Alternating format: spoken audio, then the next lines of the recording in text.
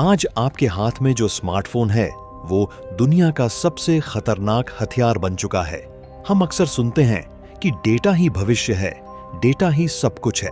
लेकिन क्या आपको पता है कि भारत में एक ऐसा अंडरवर्ल्ड चल रहा है जो आपके डेटा को बेच नहीं रहा, बल्कि आपके डेटा का इस्तेमाल करके आपको मौत के मुंह में धकेल रहा है। पिछले 1 साल में भारत के अंदर हजारों लोगों ने अपनी जान दे दी। कोई स्टूडेंट था तो कोई हाउसवाइफ, तो कोई बड़ी कंपनी का मैनेजर। पर सब में एक बात कॉमन है, इन सब के फोन में कुछ ऐसे ऐप्स थे जो प्ले स्टोर पर लीगल दिखते हैं, लेकिन असल में वो एक डिजिटल मौत का जाल थे। नमस्कार, आप देख रहे हैं उलझे किस्से। आज हम किसी एक घटना या एक केस पर बात नहीं करेंगे। आज हम भारत के इतिहास के सबसे बड़े डिजिटल स्कैम का ऑपरेशन करेंगे। हम घुसेंगे उस सिस्टम के अंदर जहां आपकी इज्जत की बोली लगाई जाती है। हम जानेंगे कि कैसे 7 समुंदर पार बैठा एक अपराधी आपके फोन के कैमरे से आपको देख रहा है और आपको पता भी नहीं है। यह वीडियो लंबी है क्योंकि सच को चंद मिनटों में नहीं समेटा जा सकता। अगर आप अपनी और अपने परिवार की सेफ्टी चाहते हैं तो इस वीडियो के हर वर्ड को ध्यान से सुनिएगा। यह एंटरटेनमेंट नहीं, यह एक वार्निंग है। तो वीडियो को लाइक कर दें और चैनल उलझे किस्से को भी सब्सक्राइब कर लें ताकि आपको ऐसे और भी अपडेट मिलती रहे। तो चलिए इस साइबर क्राइम की दुनिया में चलते हैं।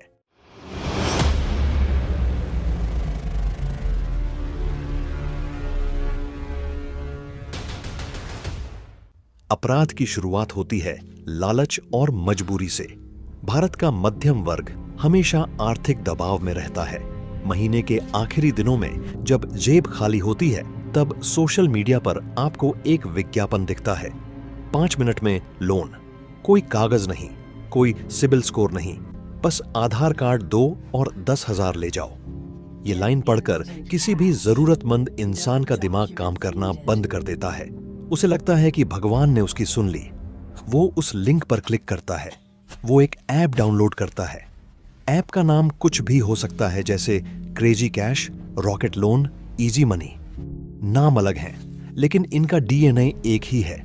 जैसे ही ऐप इंस्टॉल होता है, स्क्रीन पर एक पॉपअप आता है, अलाउ परमिशंस। यही वो पल है जहां आप अपनी डेथ वारंट पर साइन करते हैं। गौर कीजिए, एक लोन ऐप आपसे क्या मांग रहा है? कॉन्टैक्ट्स। उसे आपके दोस्तों, परिवार और बॉस के नंबर क्यों चाहिए? गैलरी। एक लोन देने वाले को आपकी निजी फोटो और वीडियो से क्या मतलब? लोकेशन। वो 24 घंटे आपकी निगरानी क्यों करना चाहता है? एक आम इंसान अलाउ बटन दबा देता है। उसे लगता है यह तो नॉर्मल है, लेकिन उसे यह नहीं पता कि अलाउ दबाते ही उसके फोन का पूरा डेटा 1 सेकंड के अंदर एक रिमोट सर्वर पर अपलोड हो जाता है। यह सर्वर भारत में नहीं, बल्कि चीन, हांगकांग या सिंगापुर में होता है। अब आप लोन लें या न लें, आपका डेटा चोरी हो चुका है। इसे तकनीकी भाषा में डेटा हार्वेस्टिंग कहा जाता है। आपकी पूरी जन्म कुंडली अब अपराधियों के पास है। अब समझते हैं कि इनकी लूट का मॉडल क्या है। यह बैकिंग सिस्टम नहीं है, यह हफ्ता वसूली का डिजिटल रूप है। मान लीजिए आपने 5,000 रुपए का लोन अप्लाई किया। सबसे पहले तो आपके खाते में 5,000 आएंगे ही नहीं। वो प्रोसेसिंग फीस और सर्विस चार्ज के नाम पर पहले ही 1,500 या 2,000 रुपये काट लेंगे। आपके हाथ में आएंगे मुश्किल से 3,000 रुपए, लेकिन ऐप में लोन अभी भी 5,000 का ही दिखेगा। और समय दिया जाएगा सिर्फ 7 दिन। दुनिया का कोई भी बैंक 7 दिन के लिए पर्सनल लोन नहीं देता। आरबीआई के नियमों के खिलाफ है यह। अब मैथ देखिए, 3,000 रुपये मिले, 7 दिन बाद चुकाने हैं 5,000 रुपये। अगर आपने एक दिन भी देरी की तो पेनाल्टी लगती है 500 से 1,000 रुपये प्रतिदिन।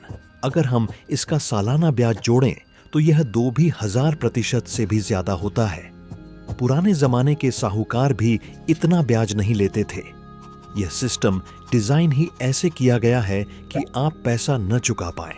वो चाहते हैं कि आप डिफॉल्ट करें, क्योंकि असली खेल पैसे का नहीं, असली खेल वसूली का है।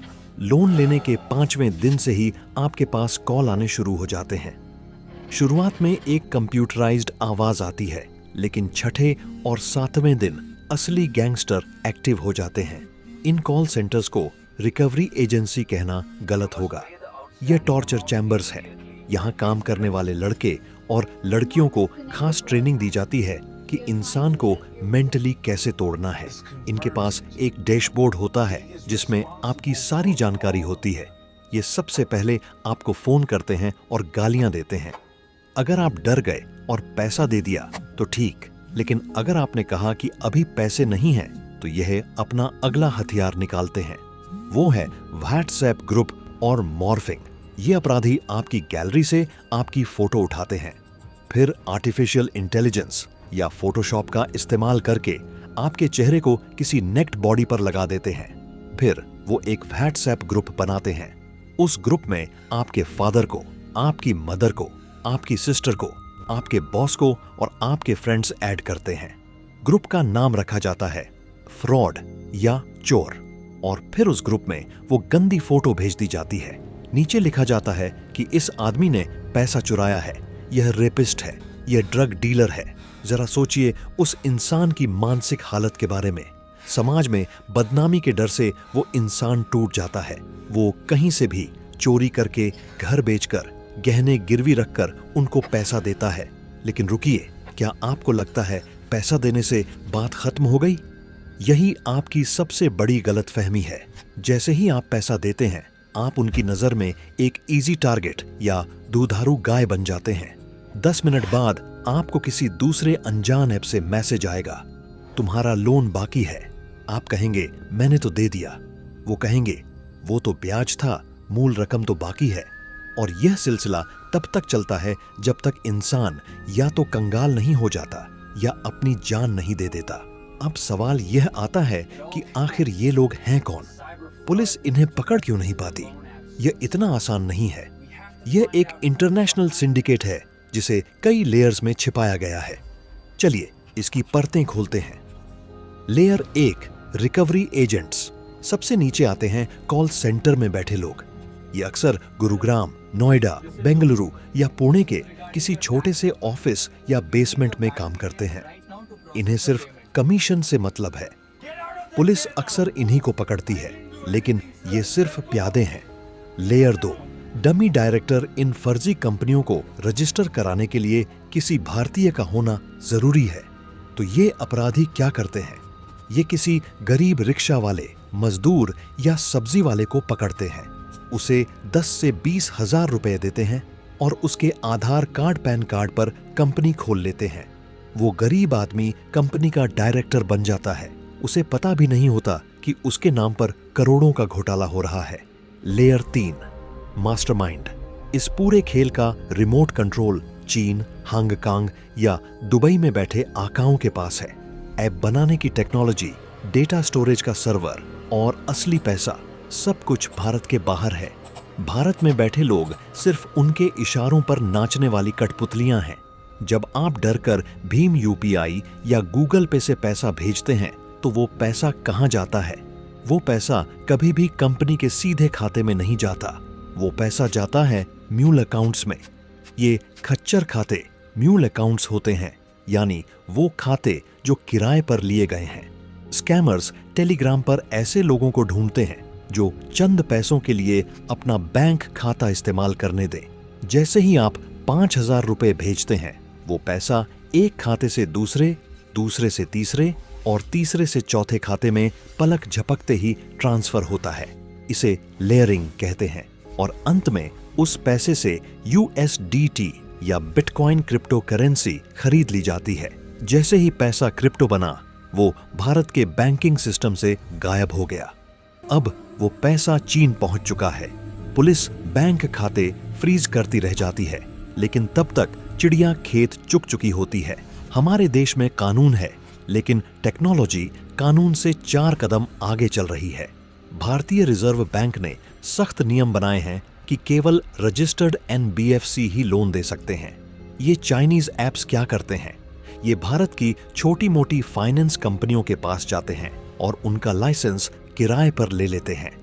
कागजों पर सब कुछ लीगल दिखता है। लोन एक भारतीय कंपनी दे रही है, लेकिन ऐप और टेक्नोलॉजी चाइनीज है।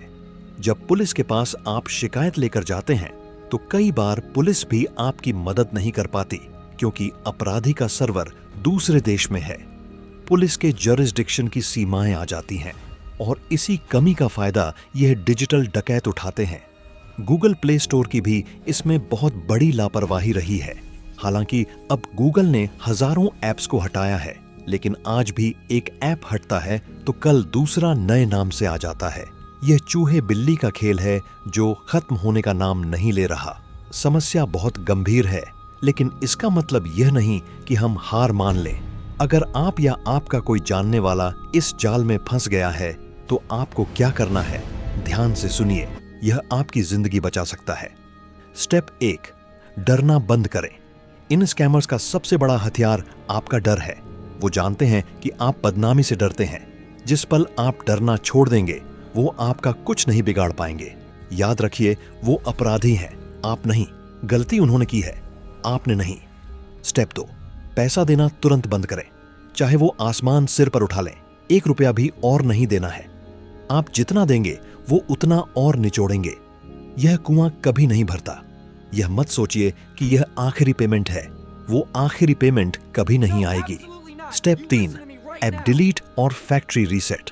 उस ऐप को तुरंत अनइंस्टॉल करें, लेकिन इतना काफी नहीं है। अपने फोन का पूरा डेटा बैकअप लें और फोन को फैक्ट्री रीसेट कर दें। इससे अगर कोई स्पाईवेयर छिपा होगा तो वो निकल जाएगा। स्टेप 4, अपने कॉन्टैक्ट्स को सूचित करें। शर्म करना छोड़िए और सच का सामना कीजिए।